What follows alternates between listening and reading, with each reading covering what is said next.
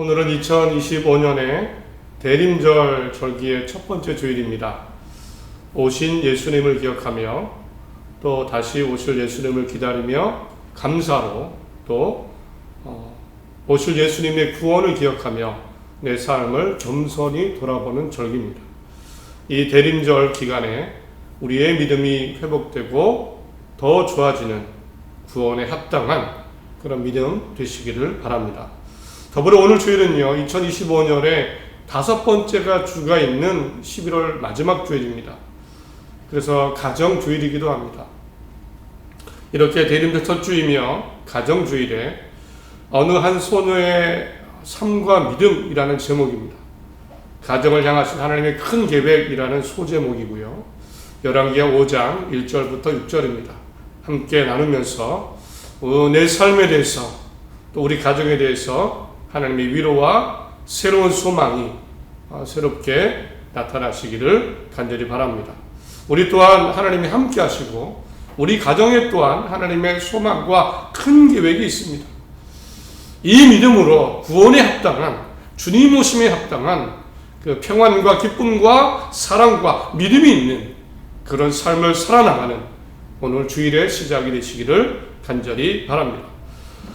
성경에는 우리가 참 괜찮아 보이는 삶이라고 할 수 있는 그렇게 생각되는 사람들이 많이 있습니다.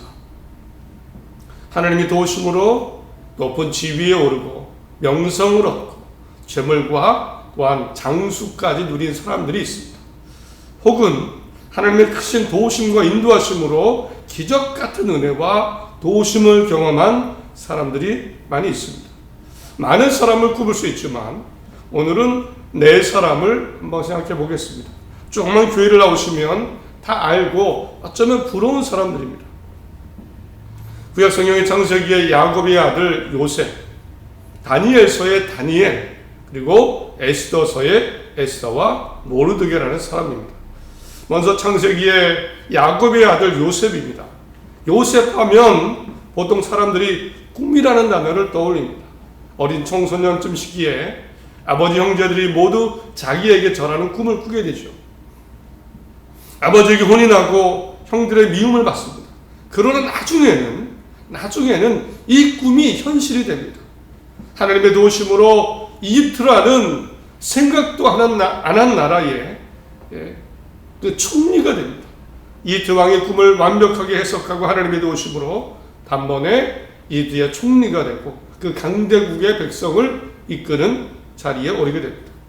그리고 이후에 극심한 가뭄이 일어나고 요셉을 팔았던 형들이 팔았죠. 팔았던 형들이 요셉을 찾아옵니다. 그리고 꿈대로 머리를 조아리며 이 형들은 요셉이 총리가 된 줄 몰랐습니다. 이 총리가 요셉인지 모릅니다. 그러나 꿈대로 머리를 조아리게 되고 나중에는 이 형들도 아버님도 이집트로 모셔오면서 그때부터 이스라엘 민족이 번성하는 그런 역사를 시작하게 됩니다. 참 요셉 드라마 같은 인생이고 어쩌면 나도 저랬으면 좋겠다. 저런 일들이 일어났으면 좋겠다. 이런 생각을 갖게 되는 그 사람입니다. 또 성경에는요. 요셉과 마찬가지로 다른 나라의 총리로 올라간 사람이 또 있습니다. 바로 다니엘서의 다니엘입니다. 원래 다니엘은 이스라엘 남유다의 귀족 혹은 왕족 출신으로 여겨지는 사람입니다. 그러나 바벨론이라는 나라의 느부갓네살 왕이 1차로 남유다를 침략했고 이때 포로로 끌려갑니다. 그리고 그 이후에도 다니엘에게도 꿈이 등장합니다. 다니엘이 꿈을 꾼 것은 아니고요. 다니엘도 하나님의 도우심으로 이방 나라의 느부갓네살 왕의 꿈을 해석합니다. 그 꿈까지 알아맞히고 심지어 완벽하게 꿈을 해석합니다. 이 일로 다니엘도 단번에 그 이방 나라의 총리급으로 올라갑니다. 총리가 된 이후에도 왕이 3번 이상 바뀝니다. 바뀔 때도 여전히 총리나 총리급으로 있으면서 높은 자리에서 평생을 살게 됩니다. 이 사람 또한 다니엘처럼 나도 인생에 저랬으면 좋겠다 여겨지는 인물입니다. 저는 그랬습니다. 다니엘 같은 일이 일어났습니다. 마지막으로 사람들이 떠올리는 사람이 있다면, 대단하다고 느끼는 사람이 또 있습니다. 예를 들면 바로 에스더서의 에스더와 모르드게입니다. 이 사람들은요, 이스라엘 사람입니다. 에스더와 모르드게는 이스라엘 사람인데 결국 이방 나라의 왕비 에스더, 총리 모르드게로 사람들은 기억합니다. 모르드게는 에스더의 사촌 오빠입니다. 이 둘은 왕족도 아니고 그 나라 사람도 아닌데 페르시아의 왕비가 되고 그 나라의 총리가 됩니다. 원래 모르드게와 에스더는 이스라엘 민족의 2, 3세대 후손입니다. 이방 나라에 살던 예전에 조부모님이나 증조부모님이 110년, 130년 전에 이 땅에 포로로 잡혀왔습니다. 그 이후에 태어났습니다. 그 이후에 태어나서 이스라엘로 돌아가지 않았습니다. 시대가 흐르면서 에스더와 모르드게가 태어났고 극적으로 이 페르시아 나라의 왕비와 총리의 자리에 오르는, 내용은 자세히 말씀드리지 않지만 하나님의 정말 도우심과 기적 같은 도우심으로 모든 민족, 이 둘뿐만 아니라 모든 민족이 죽음의 위험이 있었는데 거기에서 살아나고, 반대로 정말 새롭게 그 이스라엘 민족의 지위가 올라가는, 어느 민족도 건드리지 못하는 그런 일들이 이 두 사람을 통해 일어납니다. 이때 생겨난 유대인의 절기가 부림절입니다. 한 번쯤은 내 인생에도 이런 일이 일어났습니다. 생각하게 하는 아주 드라마틱한, 극적인 인생을 산 사람입니다. 한편으로 부러움도 생기고요. 나도 한번 저런 일들이 일어났습니다. 그렇게 여겨지는 사람들이 분명합니다. 그런데 이 요셉, 다니엘, 에스더와 모르드게의 삶을 그 어떤 눈에 보이는 그런 좋은 것들 뿐만 아니라 그것 외에 실제로 그들의 삶을, 가정을 한번 생각해 보겠습니다. 과연 부럽다, 저렇게 되고 싶다라는 생각이 들까 합니다. 이미 알고 계신 분도 계시지만 위에 언급한 요셉이나 다니엘이나 에스더와 모르드게는요, 공통적으로 매우 고통스러운 가정사를 가지고 있습니다. 매우 고통스럽습니다. 먼저 요셉은요, 다른 거 다 제껴놓고 형들이 요셉을 죽이려고 했습니다. 미움이 엄청나게 컸고요. 그 가운데 실제로 죽이려고 했습니다. 요셉도 이걸 알았습니다. 그리고 결국에 죽이지는 않았는데 그 형들이 돈을 받고 이 동생 요셉을 팔아버렸습니다. 실제로 요셉도 형들이 자신을 팔았다는 것을 성경을 보면 알았다고 나옵니다. 형들이 나를 팔았어라는 표현을 씁니다.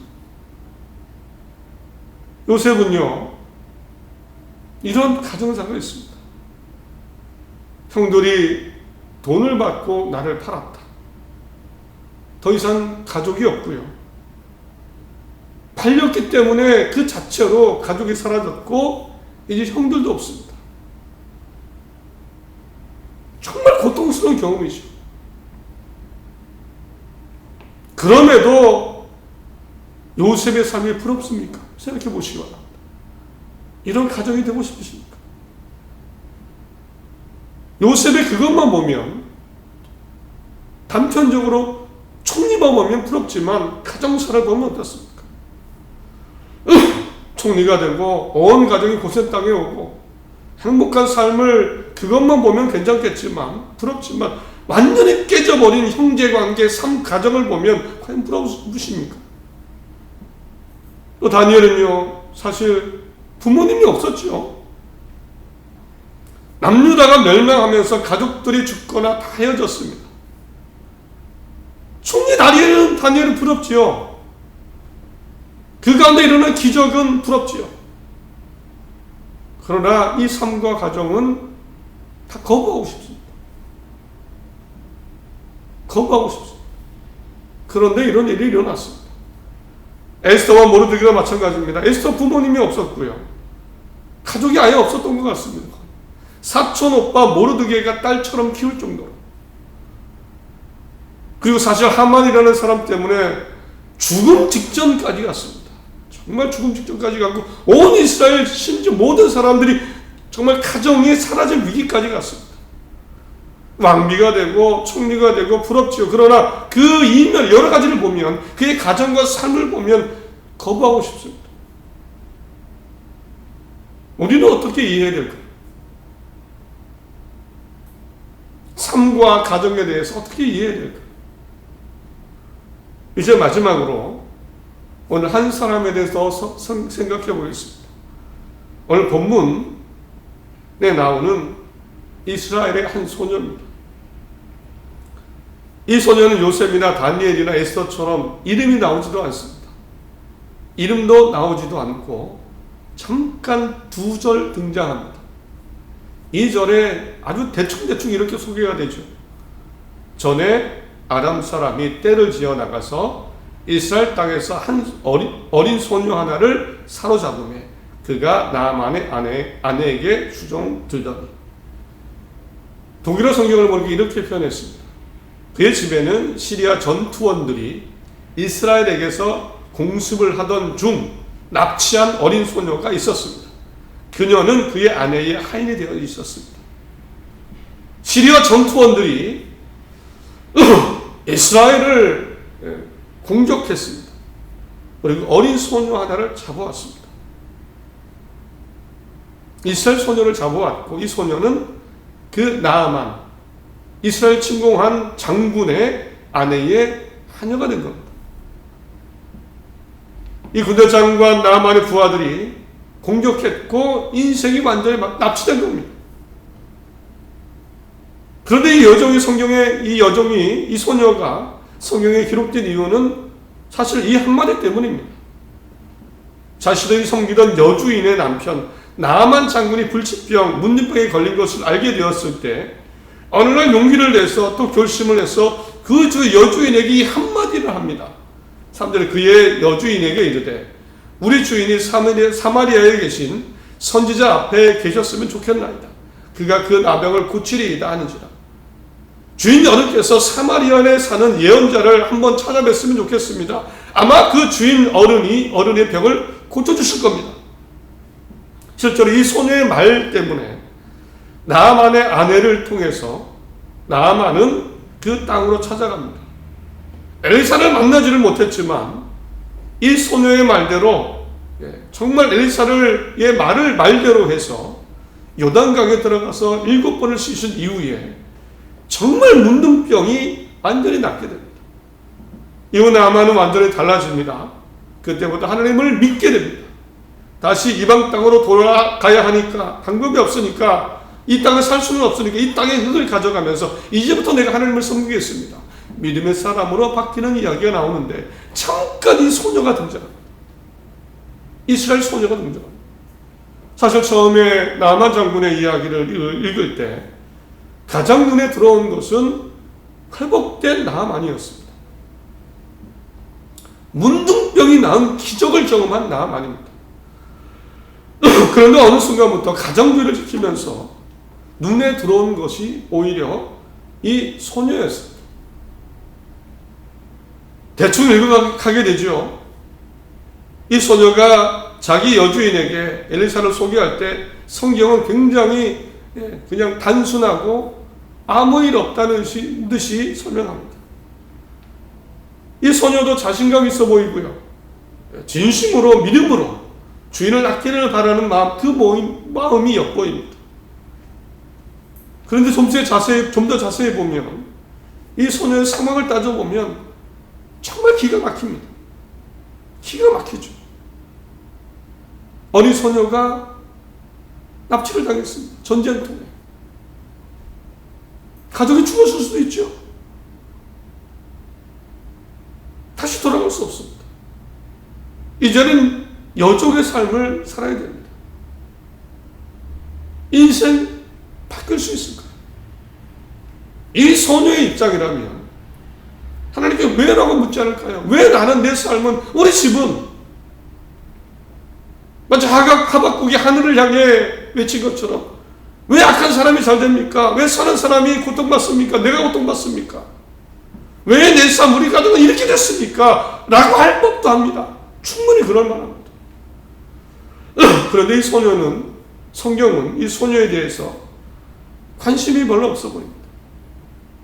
이 소녀의 삶이나 이 소녀의 가정에 대해서는 신경도 안 쓰는 것처럼 짤막하게 단순하게 소개했습니다. 이 소녀의 망가진 삶과 가정에 대해서는 전혀 관심도 없는 것처럼 그냥 그렇더라고 소개합니다. 대신 오히려 이 소녀의 원수인, 어쩌면 원수지요, 나만 장군이 고침을 받는 이야기는 자세히 나오죠. 하나님을 믿게 된 이야기가 정말 크게 등장합니다. 다시 물어보겠습니다. 우리는 이 소녀가 되기를 원하십니까? 이 소녀의 삶을 살고 싶습니까? 우리는 어떻게 이해해야 될까요? 삶이나 가정에 대해서. 이 소녀뿐만 아니라 요셉이나 다니엘이나 에스더, 모르드게의 삶과 가정 어떻게 이해해야 될까요? 이런 생각 속에 오늘 말씀을 준비하면서 떠오른 생각이 먼저 하나 있습니다. 그것은 첫 번째로 삶과 가정에 대해서 우리는 다 이해할 수가 없다는 겁니다. 다 알지 못합니다. 다 받아들이기도 사실 어려울 겁니다. 내 기대와 다른 일들이 일어납니다. 좋은 일도 있지만 힘든 일도 일어나는 게 삶이고 가정입니다. 사실 인정하기 싫습니다. 인정하기 두렵습니다. 내가 잘못해서도 그렇지만 내 잘못도 아닌데 힘든 일이 생기기도 합니다. 두렵지만 그게 사실입니다. 성경을 보니까 많이 그랬습니다. 다 그랬습니다. 그러나 또 하나 이렇게 깨닫게 되는 것은, 그러나 여전히 그 가운데 하나님이 함께 하셨다는 겁니다. 실패하면 하나님이 떠난 것 같지만 그렇지 않습니다. 내가 실패했다고 느낄 때, 힘들 때 하나님이 떠난 것 같지만 아무것도 안 일어나고 하나님 무관심한 것 같지만 그렇지 않다는 겁니다. 여전히 그 삶, 그 가정 속에 함께 하셨고 하나님은 뭔가를 하고 계셨습니다. 뭔가를 하고 계셨습니다. 나중에 확인하게 되지만, 성경에 기록되어 있지 않지만. 그러면 오늘 우리 가정주일에 우리가 내 삶, 우리 가정을 생각하면서 우리 마음의 속에 있어야 되는 것이 있습니다. 먼저 가장 중요한 것, 한순간 한순간을 보면서, 하나의 문제, 하나의 사건을 보면서 우리는 좌절하지 말아야 됩니다. 한순간 한순간 때문에, 하나의 일 때문에, 어떤 일 때문에 믿음의 좌절, 삶의 좌절은, 가정의 좌절은 안 되는 겁니다. 남들 부러워하면서 남들은 잘 되는 것 같은데 그렇지 않습니다. 세상은 그렇지 않습니다. 남의 가정은 잘 되는 것 같은데 왜 우리 가정, 이것은 안 됩니다. 내가 보기 실패고 불합격이고 거절당한 것 같아도 내 눈에 당장 그 순간이 어렵고 힘들지만 우리는 좌절하지 말고 하나님의 큰 그림을 봐야 됩니다. 하나님은 큰 그림을, 큰 계획을 이루고 가지고 계십니다. 하나님은 그런 분이시죠. 위대하신 분입니다. 그 순간에, 어느 한 순간에 나는 힘들 뿐이고요. 하나님의 큰 그림, 완전한 선하신 큰 그림이 있습니다. 우리는 어떤 순간에도 좌절하지 말아요. 그거 결국에는 우리에게 필요한 것, 내 삶과 우리의 가정의 모습은 믿음과 선한 삶의 모습이어야 됩니다. 여전히 믿음과 삶의 모습이어야 됩니다. 내 믿음과 선한 삶과 하나님의 큰 그림이 맞닿을 때 기적이라는 것들이 일어나죠. 은혜의 역사가 일어납니다. 요셉, 다니엘, 에스더, 모르드게, 한 소녀, 우리는 그들 속에서 부럽다라는 생각, 과연 정말 부러울 것은 그들의 믿음이어야 됩니다. 그들의 믿음. 우리는 믿음을 봐야 됩니다. 총리가 되고 역사가 일어나고 기적이 일어나고, 이런 것보다도, 성공하고 이런 것보다도 그들의 믿음을 봐야 됩니다. 저는 이런 생각도 해봤습니다. 왜 나만 장군이 나았을까? 수많은 문둥병자들, 병자들이 많았을 텐데 많은 사람이 엘리사에게 찾아갔을 텐데 하나님 나라를 괴롭힌 장군입니다. 더군다나 이 사람 더군다나 믿음도 없습니다. 하나님 믿어서 찾아온 게 아닙니다. 엘리사 보고 찾아온 겁니다. 그런 내용이 나오죠. 간절하지도 정말 믿음의 간절함도 없습니다. 그러면 불공평합니다. 왜 이런 사람이 나왔습니까? 그러나 이 나아만의 회복에는 놀라운 차이가 있습니다. 바로 이 한 소녀의 믿음입니다. 나도 힘들지만 내 가정이 완전히 파괴되고 무너졌지만 이 소녀에게는 여전히 하나님에 대한 믿음이 있었습니다. 우리 주인이 엘리사를 만나면 곧 하나님의 사람을 만나면 나을 겁니다. 하나님에 대한 믿음. 하나님에 대한 믿음. 가족이 사라지고 눈물이 나고 괴롭지만 상처가 크지만 여전히 자기 목숨을 걸 수 있을 만큼의 확고부동한 하나님을 향한 믿음입니다. 또 원수를 불쌍히 여기는 그 선한 마음입니다. 만약 낫지 않으면 이 소녀가 어떻게 됩니까? 나아만이 그 무서운 장군이 엘리사를 찾아갔는데 낫지 않으면 어떻게 됩니까? 어떻게 됩니까? 그러나 그렇지 않습니다. 100% 확신하고 있습니다.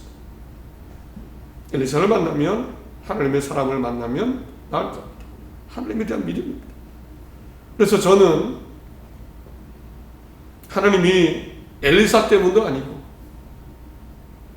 나아만 이 사람 때문도 아니고 이 소녀의 믿음 때문에, 선한 마음 때문에 나아만이 나았을 수도 있겠구나. 그러니까 다 이해가 됩니다. 불공평하지 않습니다. 불공평하지 않습니다. 좌절하고 비교하고 믿음이 약해지기보다는 이 소녀처럼 또 요셉이나 다니엘처럼 그들에게서 우리는 믿음을 보고 우리 가정도 내 삶도 믿음과 선함으로 나아가야 됩니다. 말씀을 맺습니다. 이 소녀 어떻게 되었을까? 성경에 나오지 않았습니다. 그런데 재미있는 상상을 하게 됩니다. 기쁜 상상을 하게 됩니다.